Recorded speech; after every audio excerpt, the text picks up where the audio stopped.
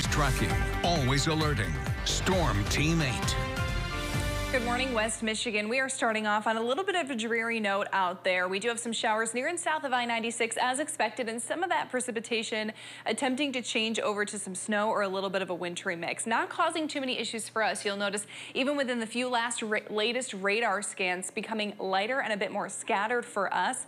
But again, further down to the south, you're likely going to run into some heavier rain. Coldwater, Dowagiac, Benton Harbor, and further off to our south as well as to the west, that rain will persist. Good news for us as far as that it's not further to the north. We do still have that flood watch in effect for portions of Kent County, specifically for the Grand River near Comstock Park.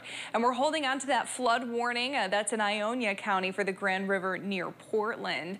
With that, it's already reached its peak values and is coming down a little bit. And you'll notice that on our river level forecast. Yesterday, I told you 13.62 feet was the report. As of 4 a.m. this morning, 10.5 feet. So that is some good news. It is expected to continue to rise a little bit as we continue to see rain chances and melting snow, but that should have been the peak level, so hopefully we're able to keep it there for the time being. Check out the Ford International Airport. We do have some showers there. It's more of a drizzle the further north you go, and really this rain is going to wrap up within the next couple of hours. By noon, most of us should be dry. That northerly wind kicks in.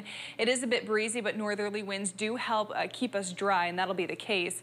Potentially a pop-up shower or two overnight, especially for the eastern portion of the state, but otherwise should not be too bad. If you're traveling to the eastern portion of the state to watch the game today, keep in mind not going to run into a whole lot on that drive there. San Francisco looking even better. I'll have more about that in our second half hour. For tomorrow, highs in the upper 30s again. We do have a shot at some filtered sunshine Monday afternoon, and that's ahead of a system that will bring us a little bit of a wintry mix and rain overnight as well as into Tuesday. That Tuesday morning commute could be a bit of a slick one, but besides Tuesday, a really quiet week ahead of us, maybe a pop-up shower on Thursday, but for the most part, we are staying dry. So we'll focus on that Tuesday system.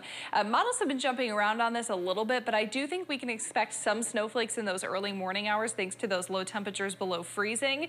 But it does get out of here relatively quickly, and as far as snow accumulations, not looking great. Unfortunately, a lot of that snow will continue to melt. Behind that system, we see a lot of days in a row near or even in the low 40s. Our chances for sunshine continue to increase by the end of the week as well. So a fairly mild pattern as we officially move into February this week, the start of the month on Thursday. I still kind of feel like the ski resorts can't catch a break. I was going to go out Friday, and then with all the slush, it's just not always as fun. It's not always as fun, and no snow chances just yet, but I'm hoping we get another bout towards the middle of the month. Hopefully not as bad as the last one.